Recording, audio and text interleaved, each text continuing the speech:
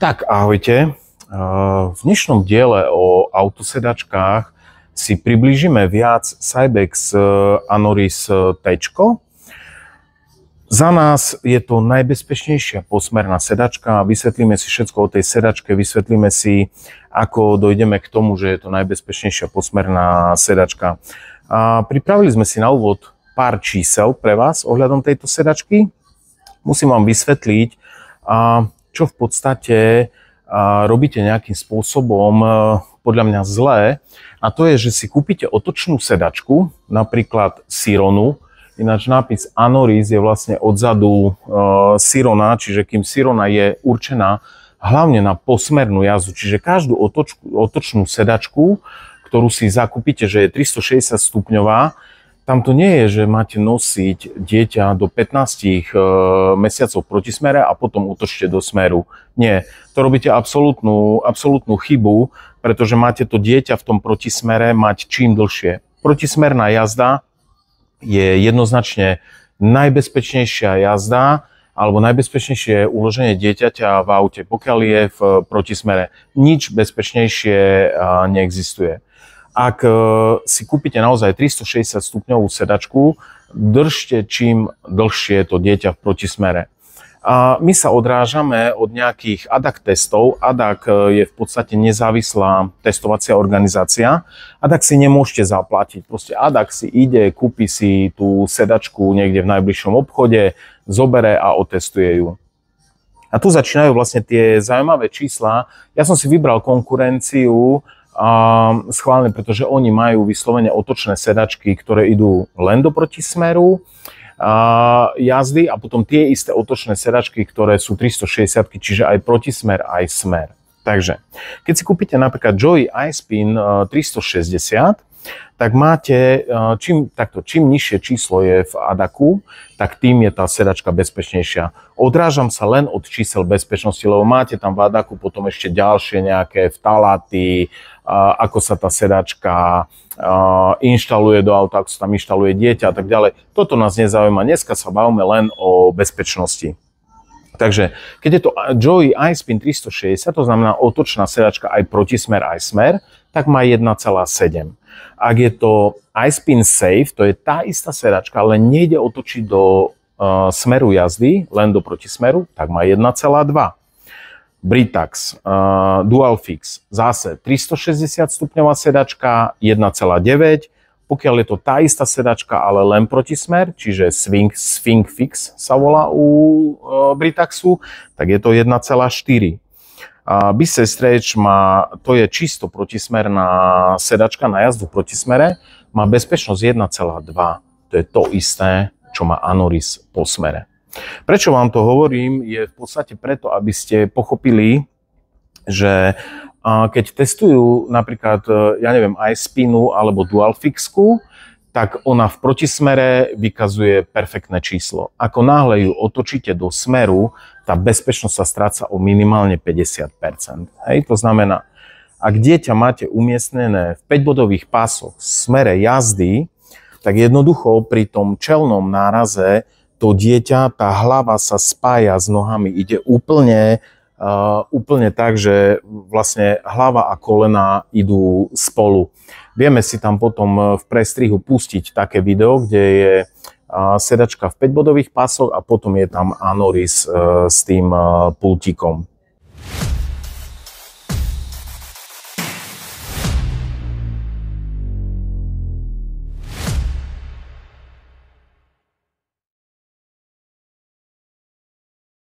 Čiže na úvod len pár čísel, aby ste vlastne pochopili, že pokiaľ chcete mať bezpečnú sedačku, tak to nie je o tom, že si kúpite 360 stupňovú, ale o tom, že v tej 360 stupňovej sedačke nosíte dieťa v protismere a nie smere jazdy. Teraz ale niečo k Anorisu. Ak vaše dieťa neznáša protismer, proste je mu zlé, a vy z nejakých dôvodov proste nechcete ten protismer, tak v podstate ako zachovať bezpečnosť protismernej sedačky v smere jazdy, vaše jediné riešenie momentálne, ktoré je na trhu, je Anoris. Je to posmerná sedačka s hodnotením ADACu 1,2, čo je absolútna špica. Nedosahuje to ani niektoré protismerné sedačky. Tie rozhovory o pultíkoch, nehovorím, že je to pre mňa zbytočné vám o tom rozprávať, ale v podstate, keď sa ukazujú nejaké video, ako dieťa vyletí z pultíku a tak ďalej, bola to veľmi stará sedačka, ktorá je konkrétne v tom videu. Absolútne nie je ani od Cybexu a hlavne je tam havária, kde 3-krát prevrátené auto cez strechu. Dieťa samozrejme sa slabo upnuté v tom pultíku. Stane sa vám to aj v 5-bodovom páse, pokiaľ slabo to dieťa upnete. Čo sa týka pultíku, ešte keď sme pri pultíku, prečo tú sedačku tak povedzme neradi ponúkajú v obchodoch, je to, že niektoré deti naučiť na pultík je v podstate ako ich učiť na nočník. Keď to poviem tak skrátene. Proste nemôžeme urobiť to v obchode, že to dieťa jednoducho zobereme, dáme ho do tej pultíkovej sedačky, zavreme, čau a pa, je ti dobrá, dovidenia. Nie, takto sa to nesmie robiť. Navyknutie u niektorých detí na ten pultík trvá povedzme 3/4 hodinu až hodinu. To dieťa tam najprv treba dať v kľude do tej sedačky, nejak ho zabaviť, vysvetliť mu, že pri pultíku bude mať v podstate voľné ruky, môže sa tu hrať, alebo proste bude mu pohodlnejšie a potom ho usadiť, postupne ten pultík zavrieť a až tak po nejakých 15-20 minútach ho dotiahnuť. Ale poďme konkrétne ku modelu Anoris. Takže posmerná najbezpečnejšia sedačka na svete. Celý ten zámer tej Anorisky bolo, že v podstate Martin Poš ako majiteľ Cybexu, dnes generálny riaditeľ, mal taký sen, aby dokázali deti aj po smere jazdy mať bezpečnosť ako v protismere.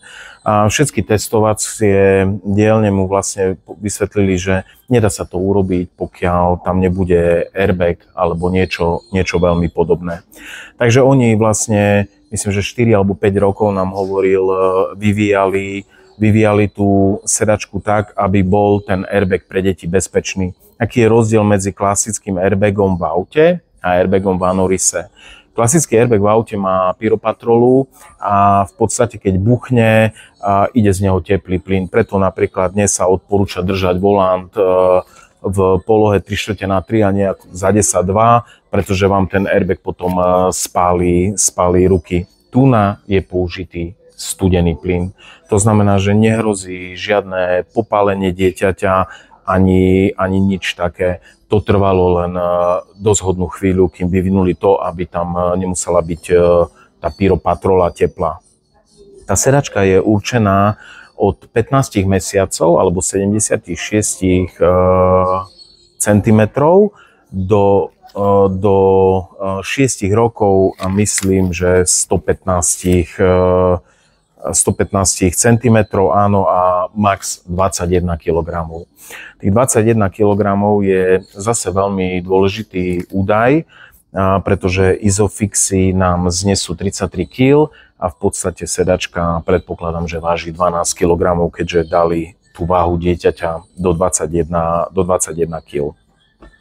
Sedačka v podstate pri inštalácii, keď môžeme Sofii trošku bližšie, je tu veľmi dôležité, aby sa vám u tejto sedačky rozsvietili takto všetky 3 kontrolky na zeleno, pretože ten výbuch airbagu v podstate súvisí aj so správnym uchytením v Isofixe. Tu sú nejaké čidlá, v nohe je nejaké čidlo, v pulte je nejaké čidlo, a len keď všetky tie 3 čidlá sú v poriadku, tak vtedy tá sedačka funguje. Áno, čiže takto máme 3 body, 4. je o tom, že je baterka správne nabitá, tá baterka sa mení od spodu. Zatiaľ sme u nikoho nemali taký problém, aby musel meniť baterku.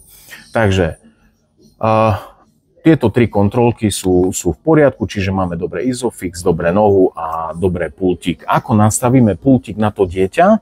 Je to v podstate také najjednoduchšie je, týmito dvoma gombíkmi si ten pultík uvoľníte a v podstate musíte tam dať takto ruku medzi dieťa a pultík a vtedy máte správne ten pultík nastavený, hej. Takto ho potom doťahujete.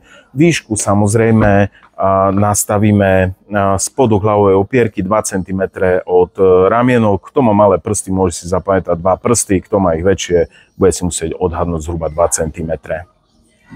To dieťa tam usadíte, ten pultík sa v podstate takto dá na bok. Je robený v podstate zapínanie toho pultu, aby ste sa nemuseli cez to dieťa nahýnať.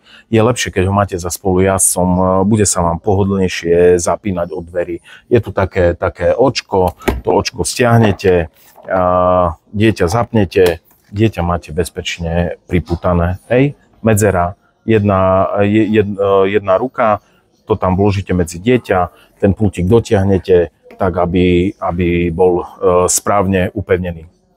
Ako to potom funguje, je v podstate, čo robí ten airbag. Ten airbag vám vybuchuje zo spodu, spodný airbag zafixuje nohy a celý spodok tela do správnej polohy.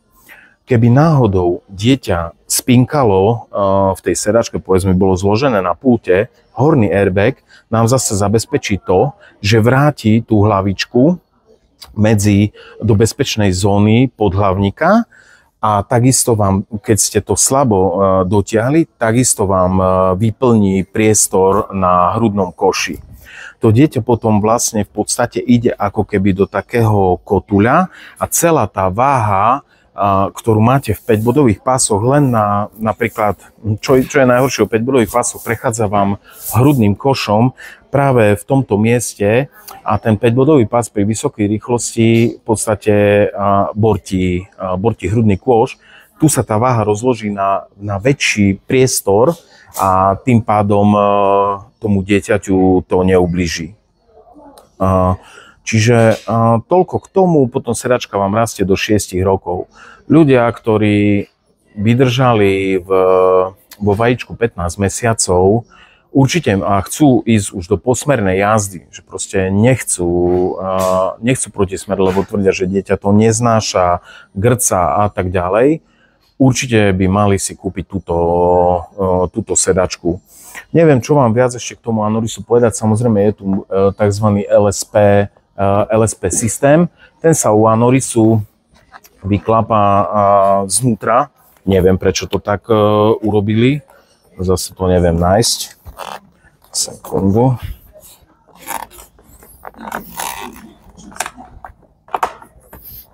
No, už to máme. Čiže vyklopíte si ho len na strane dverí. Na druhej strane ostane zaklopený, zase zvyšuje bezpečnosť pri bočnom náraze o 20%. Máte potom samozrejme aj polohovanie vo viacerých polohách. Momentálne tento model Anoris T sa nejakým spôsobom dopredáva za, myslím, 549 €. Stála 700. Príde, možno by som to nemal hovoriť, možno ma za to posekajú v Cybexe, ale príde nový Anoris 2 a ten bude mať už super urobené to, že pultík zmenšili o 25%, čiže už nie je taký obrovský, masívny pri zachovaní bezpečnosti. A hlavne je, že budete ho už mať na takých ako keby plastových pásoch, čiže nastavíte si ten pultík raz a už ho nemusíte doťahovať ani odťahovať, proste stále ho len pripútate a máte ho nastavený.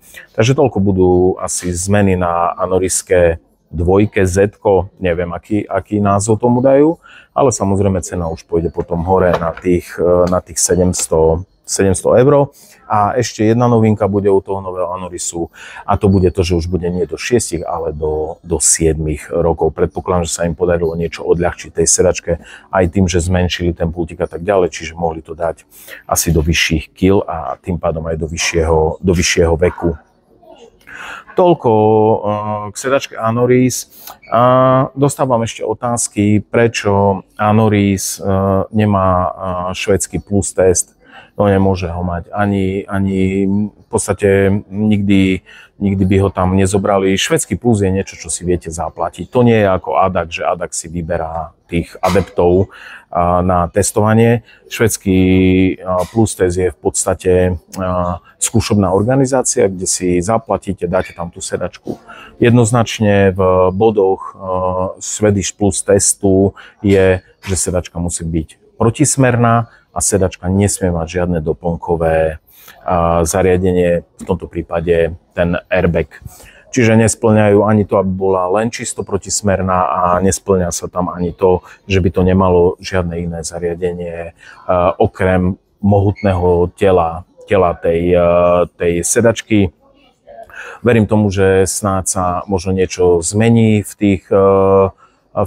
tej organizácii VTI a že snáď v budúcnosti túto sedačku tam otestujú. My sme sa zúčastnili v Cybexe v marci testu tohto Anorisu, skúšali ho v 70 km rýchlosti, čož ADAC skúša v myslím 50 a VTIčko v 56. Figurína ostala neporušená, hlavne vnútorné orgány ostali neporušené. Takže pre ľudí, ktorí hľadajú bezpečnú sedačku v smere jazdy, odporúčam Anoris T od Cybexu. Ahoj.